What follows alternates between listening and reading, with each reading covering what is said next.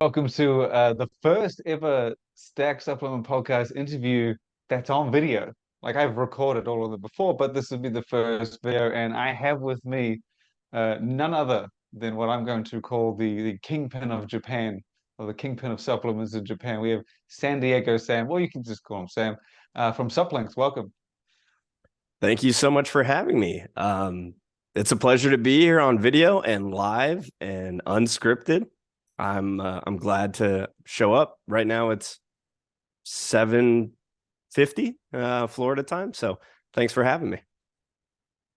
Yeah, so I mean, typically I have people on, no offense, but I have people on that people have heard of like a little bit, like the CEO of this company or the CEO of this brand, like people that are out there. So you're out there, but you're not like, you know, the face of any particular brand because obviously Supplinks is not a brand. It's a Japanese retailer distributor type thing, correct?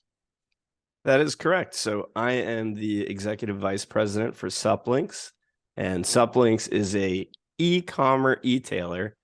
We basically categorize ourselves as a distributor. The reason why we do so is because in Japan, just to be real quick about the background, there are no GNCs, there are no vitamin shop, there is no mom and pop stores. So basically, the only means of nutraceutical sales is through e-commerce. And we are one of the oldest, most established companies that are a private independent company that are brand building products out there. So I work hand in hand with the team, and it's just so fun. I love it. Oh man, so yeah, like I had heard of Supplinks a little bit mostly because of like I don't know if it was before you were there, but I knew of them because of obviously Gaspari. Like it's you might have been there at the time, but I just remember hearing it because obviously Hidetada was um with obviously still is with Gaspari, and I just remember seeing it pop up every now and then. But then I remember one day because I knew you from a previous brand, and I was scrolling through and I saw a Supplinks post, and your face was there, and I said to my wife, I was like, "Holy shit, it's San Diego Sam!" And then I messaged you straight away. I was like, what are you What are you doing, man?" doing? Yeah, what are you doing on what are you, Japan now? What's going on? So Yeah. you work like bringing brands basically, or like connecting brands and like from the US. Is it US specifically? Like, do you work with companies like outside of the US, or is it primarily or only US? So basically, I mean, the quick summary, there's like a lot to unpack here. And I know we have a lot of time. So I'm like, all right, where do we go? So in summary, Supplinks, the e-tailer company, we have 3,500 SKUs. We carry over 80 different brands. And basically, uh, my specialty, my background is in brand building. I've worked for contract manufacturers. I understand about the sales process. I used to be a sales rep. I used to be an international sales rep, which is how I came into meeting Supplinks 5 years ago. And I've been working for them for the last 3 years, helping primarily US brands build in Japan, but we do work with other brands outside of the US as well too. Primary focus, Okay. I would say, is like 95% US brands because Japanese consumers want high quality, effective products from the United States. The US is known for having some of the best nutraceuticals around the world. So I remember hearing this about China where it was like the made in the USA tag is a like it's a big deal most places, but it's a really big deal when you get sort of in the Asian area. Like they, they look for that, like spend extra money for that type thing. And I'm guessing that's what you're sort of saying with Japan, like the brands that are coming in, like that's just what they're wanting. So that's what you're basically communicating over there. Yeah, I mean, we love products made in the USA. The consumer in Japan is different. I talk to so many brands, and I'm always trying to educate the marketplace because it's such a unknown foreign market for a lot of companies. It's a very difficult market to penetrate, but the Japanese consumer is more of a premium customer. They care a lot more about product quality. They care about the effectiveness. They care about the USA history. They care that the company's history. They care about longevity. They are more interested in brands that have been around for a long period of time or have a very high quality reputation. So history and tradition mean a lot in Japan, and that's why they look for US made products from these brands. Kind of makes a whole lot of sense about the Gaspari thing. I did always think like from obviously from my perspective, there are a lot of brands. Well, not a lot of brands, but there are a lot of similar brands to Gaspari, I would say, if you're just looking from the categories they cover and all that stuff. But if you're looking for a brand with history and that you're not going to find many. Gaspari has been around for a very long time. Because you also got a NutriBio, right? I remember seeing Yes, that we one. recently picked up NutriBio, I would say about a month ago, and I've known Dan and Mike and all those sales guys over there for a long time. I used to, work closely with them in the US market for stuff, but um, it started making sense into our portfolio. I it takes a while to onboard a brand. It actually like the whole cycle, the whole process is extremely long. It was even longer before I joined the company, where it would take years to enter the Oh market wow. as a brand. I've kind of helped shorten that process by being able to communicate a lot quicker with brands and manufacturers and with the team, because I'm basically the person who relays all the information back and forth really fast between the teams versus waiting for days or weeks of responses going back and forth. Um, but yeah, NutriBio, we just brought them in. I think we're at 53 SKUs that we brought in so far. Really good customer feedback right now. People really like about the quality and the history about it. So I'm Oh yeah, I was excited to gonna see say where it like goes. when you were saying Gaspari history, that's why I brought up NutriBio. I was like, if you're gonna have a brand that's been around for a very long time and known for good stuff, NutriBio is right there. It's very similar in the sense, different branding and approach, but obviously with the values that you were talking about, this falls right in. Do you find that because and I noticed this when I traveled a lot, like you would like in America, it's pre-workouts, high stems, Yeah. 10 grams of citrulline, all this like just the juicy stuff, right? And we're sort of conditioned to think that this is better because of this, and this. But then when you go internationally, people's like I guess demands and needs change. I remember when I was in Malaysia Hmm. once and I was in a taxi and I said, "Where's the nearest gym?" And I was like, "Where you can lift weights and stuff." And he's like looked at me real baffled. He was just Yeah. Yeah. like weights, and I was like, and the only thing that came to mind to Curling. break a barrier was like Arnold Schwarzenegger, right? I was like, It's Arnold. gotta be Arnold. Yeah. That was all I could do. And he said, he was like, "Oh, yeah, like bench press," and I was like, yeah. His English was pretty good, and then he said, "No one wants to do that here." And I was like, "What do you No one mean?" likes bencher. Yeah. He was saying that like most of the leisure centers he was describing them as were just Mm-hmm. full of people wanting to get fit, and their Mm-hmm. perspective was very much like you'll find people run more often to like stay slim, stay healthy, stay fit. And when he said that to me, I was like, oh, you know what? That makes sense because muscles are not the most smartest thing to be doing Right. efficiency wise. Is that like obviously not the direct comparison, but is that like a lot with Japan? Like their goals are different. They're not trying to get super jacked. They're not like some people or this percentage is interested in this. Is it like a very different kind of balance?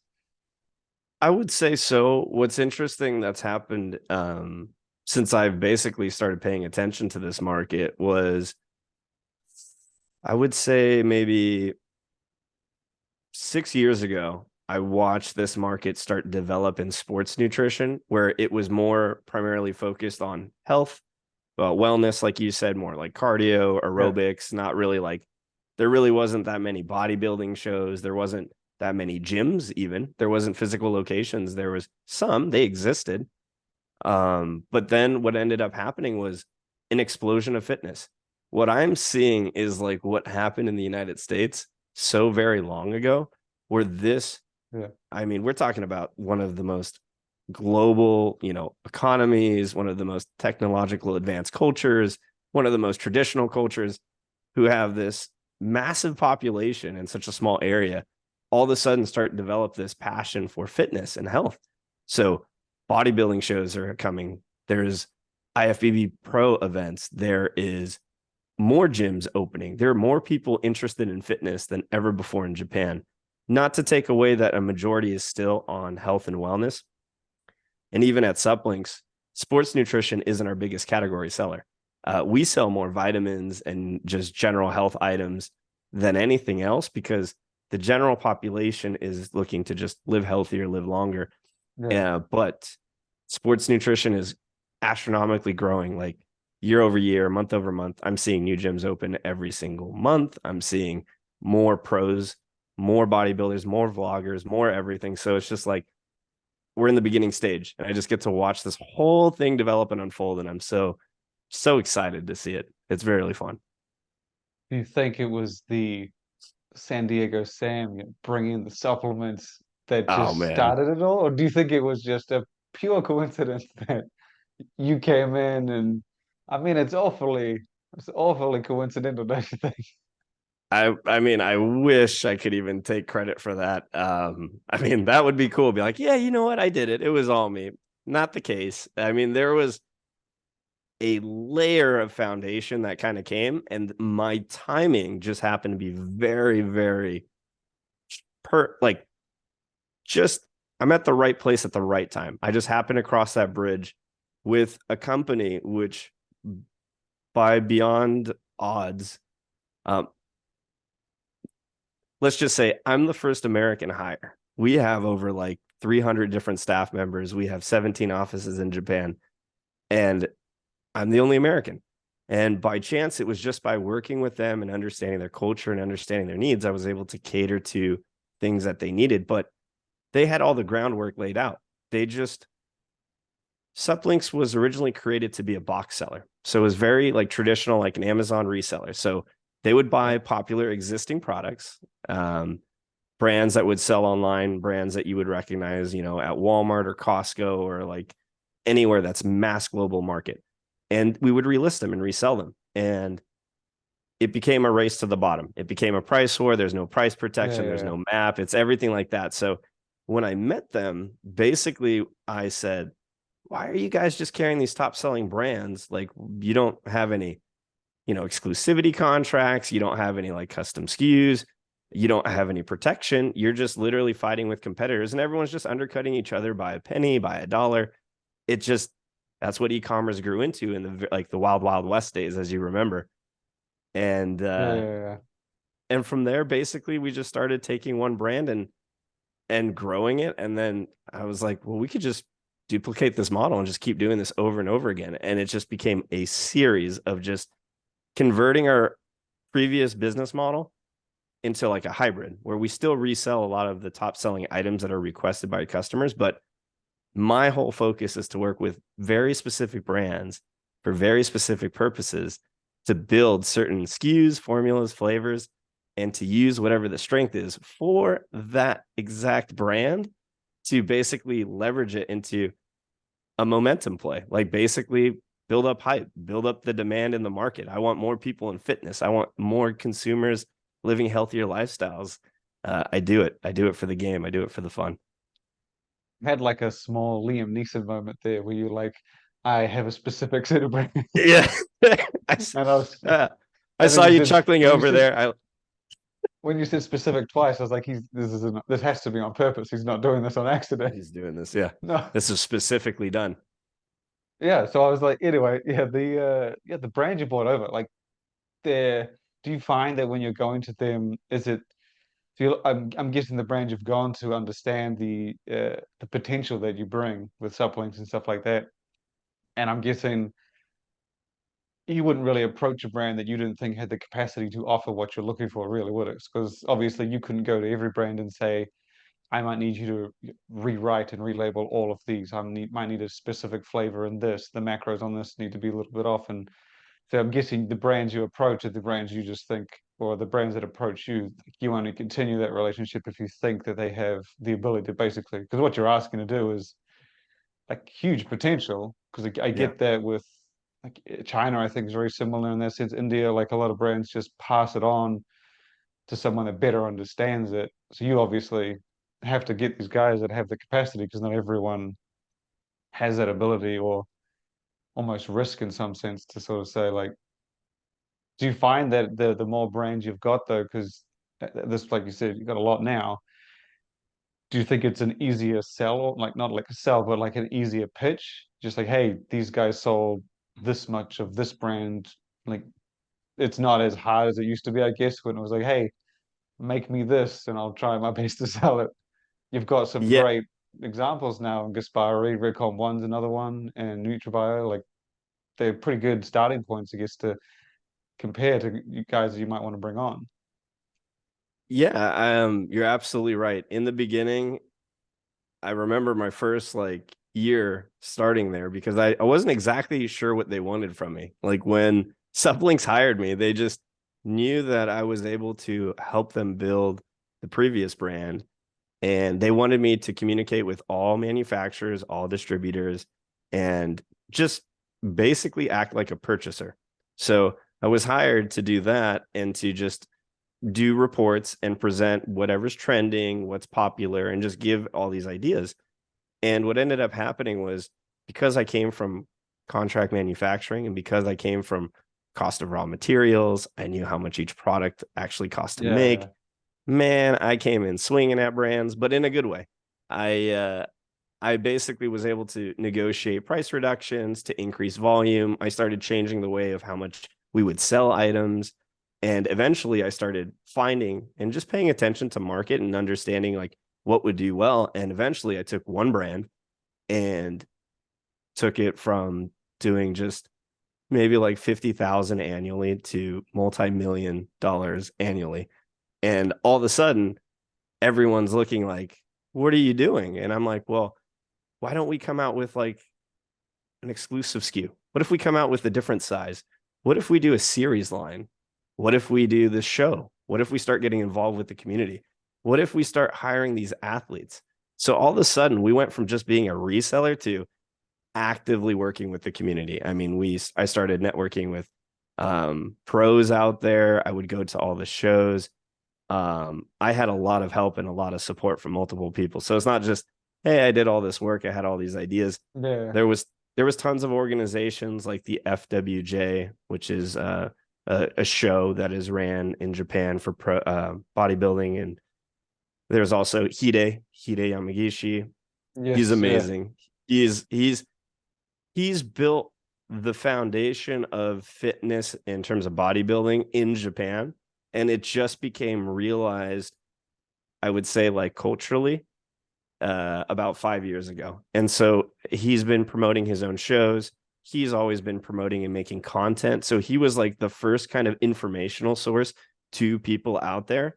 And with that, now that there's multiple players into the market that are creating content, that are bringing in new supplements and what we're doing, that's why we see this as the fastest growing international market for sports nutrition in the world. Like in terms of it's growing rapidly.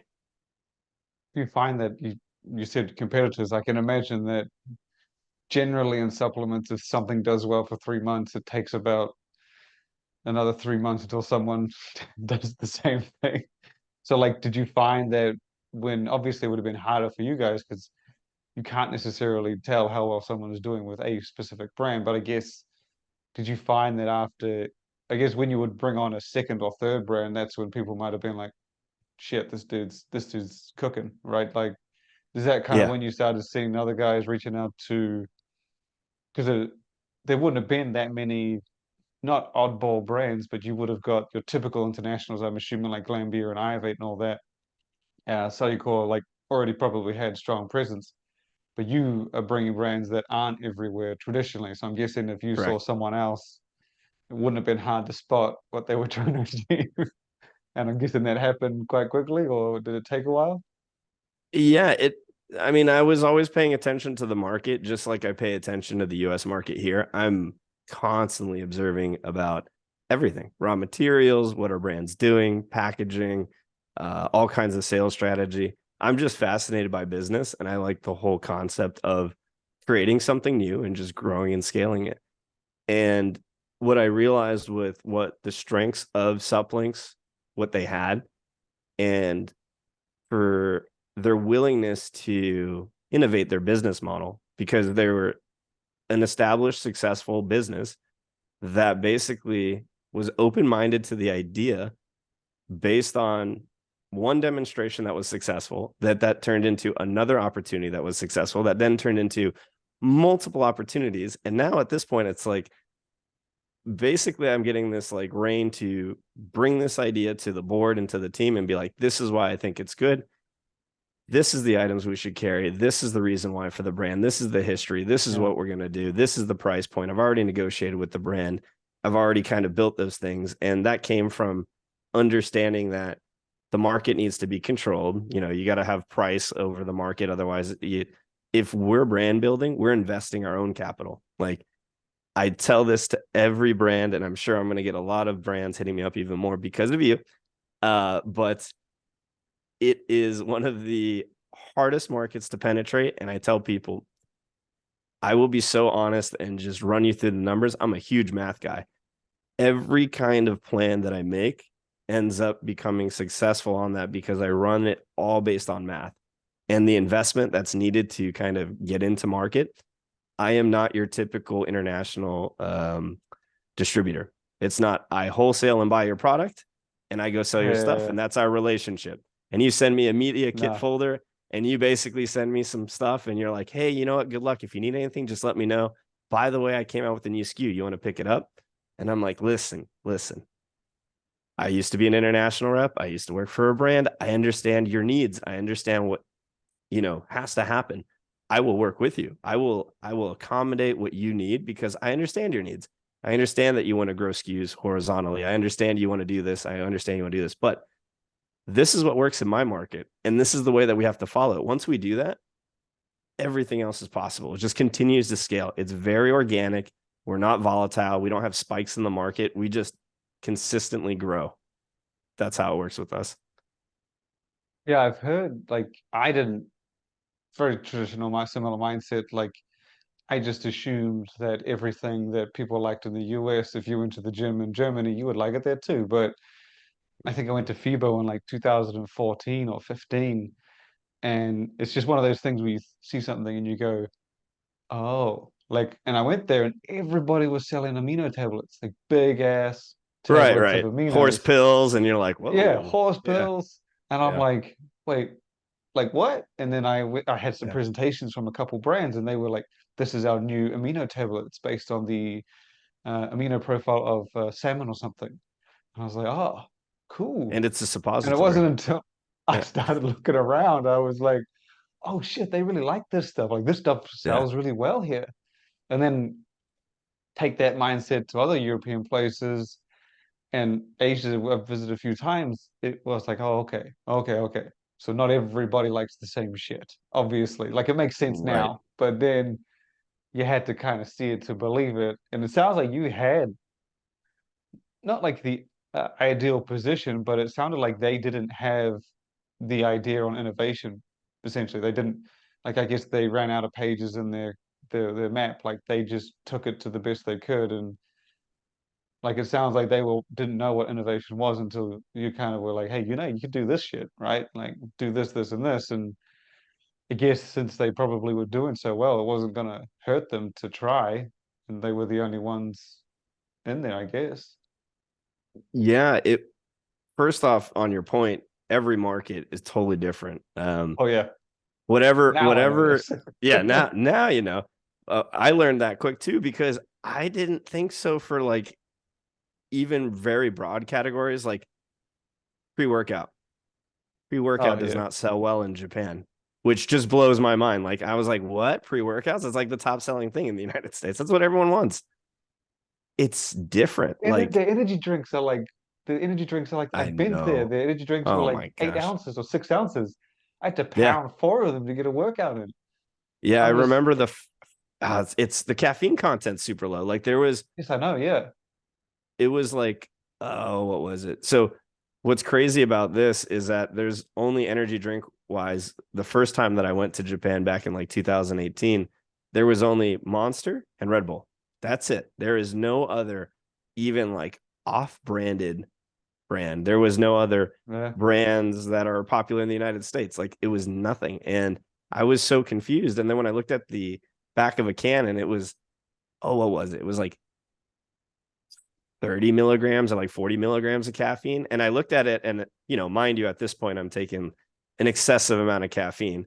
And I'm Yeah. like, oh my gosh, I have to drink like 10 of these. Like, this is insane. So, no, they're very caffeine sensitive. And that really shows with pre workouts because a lot of my ideas were I learned, right? I make mistakes. And I was like, oh, this pre workout I know is good.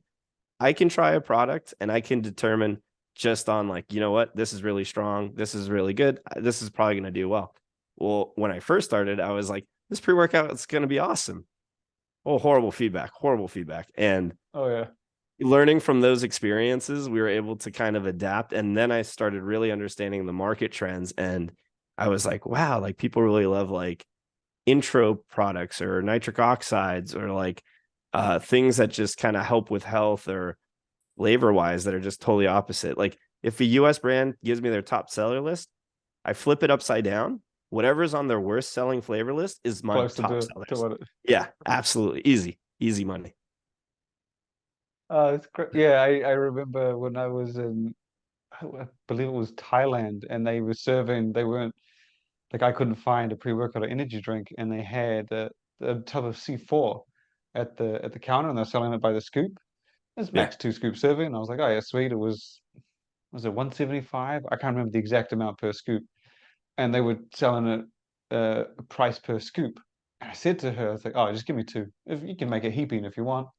And she Yeah. looks at me, she's like, you know, your heart will hurt. And I was like, what? I was like, and I Yeah. turned it around. And I was like, this is a different formula. Like Yeah. I Yeah. know Yeah. Like, this formula. yeah. Yeah. And it said 2 scoops on the back. And I was like, no, it says two. And she's like, it's really strong though. Not that C4 isn't going to hit, but Right. Right. the Right. fact that that was the only one they had, and that was her perception of it, I was like, oh man.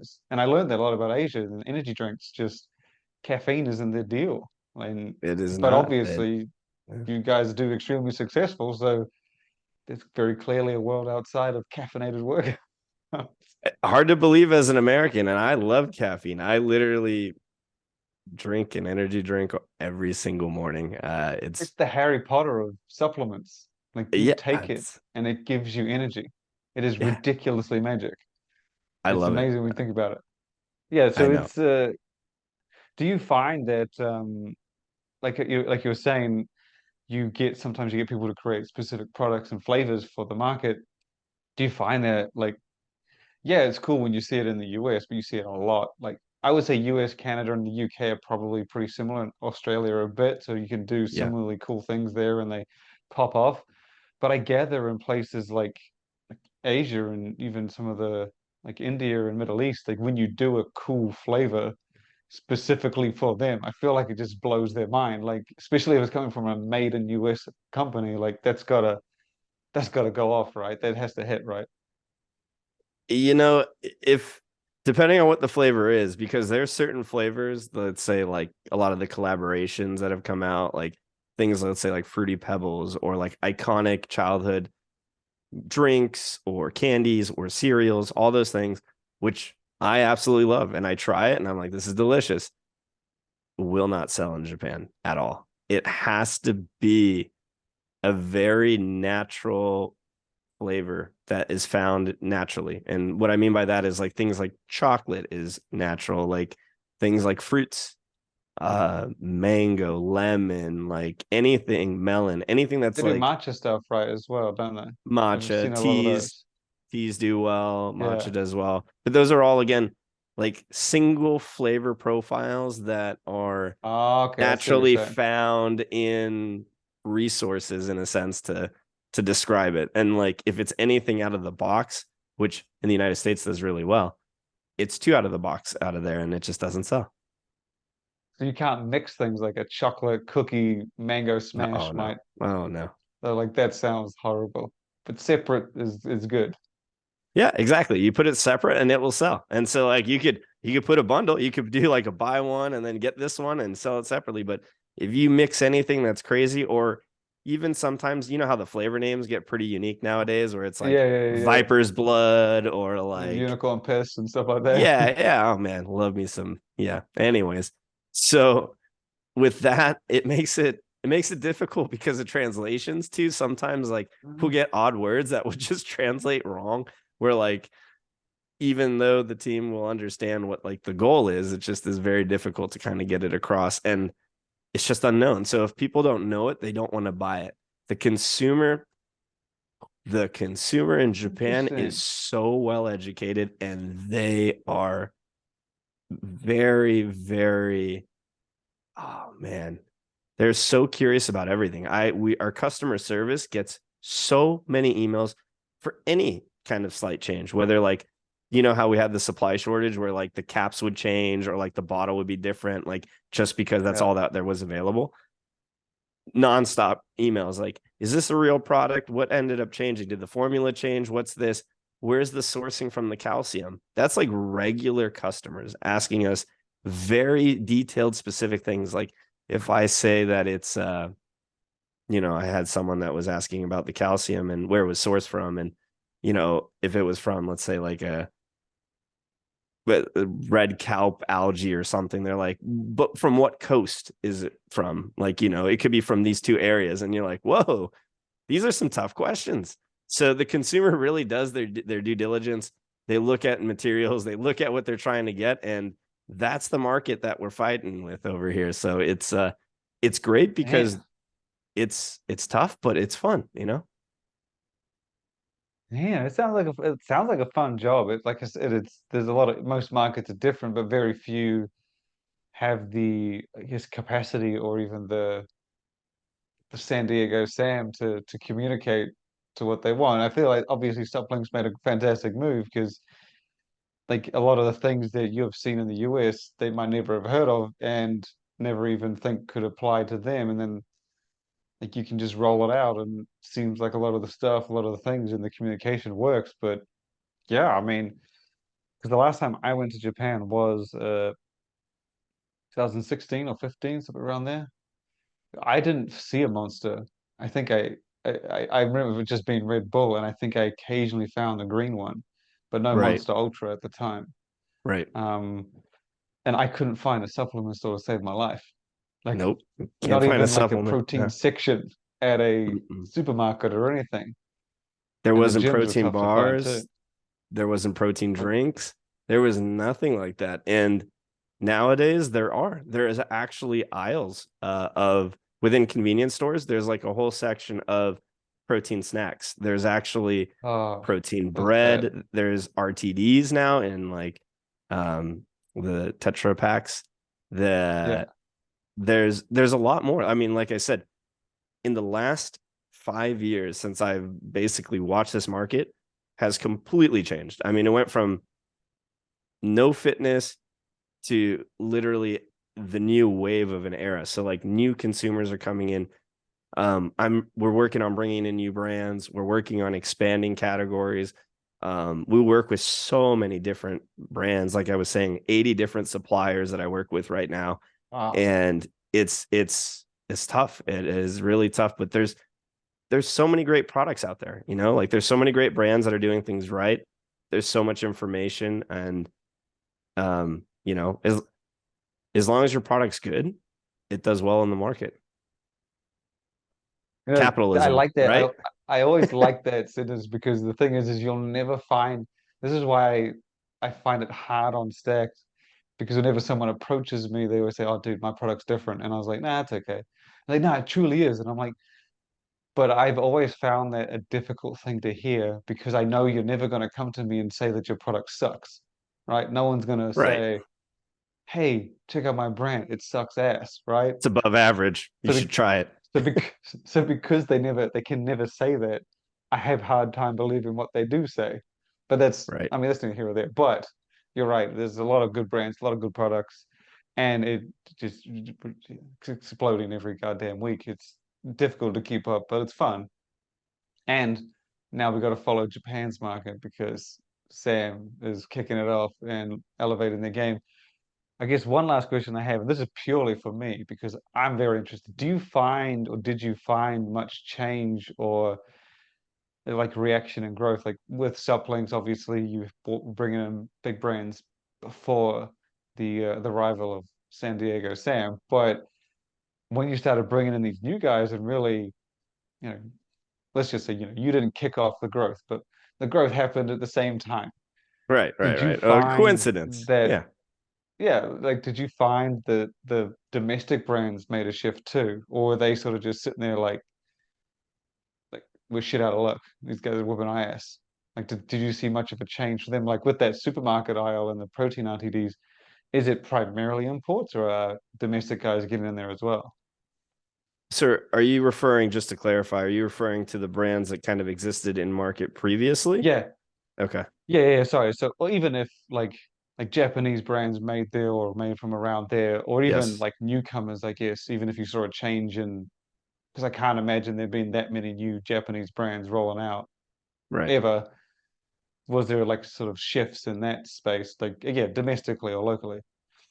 Yeah. So first off, the market cap is growing. So there's room for everyone to grow. And I want more people to come to market because a bigger market cap is better for everyone, better for the consumer, better for the whole industry, better for everything. I want more gyms, I want more shows, I want more supplements, I want everything because it is good for the health of everyone. And Yeah, our the owner of the company Supplinx, he's a philanthropist, and his entire motivation of Supplinx is to provide better quality supplements to the Japanese people so that they can live better lives. That's the whole purpose of his mission of what he wants to do. So he's always about innovation, which is why it's so unique that this whole opportunity came to a chance where he took a risk and he's like, what, I'm going to hire you.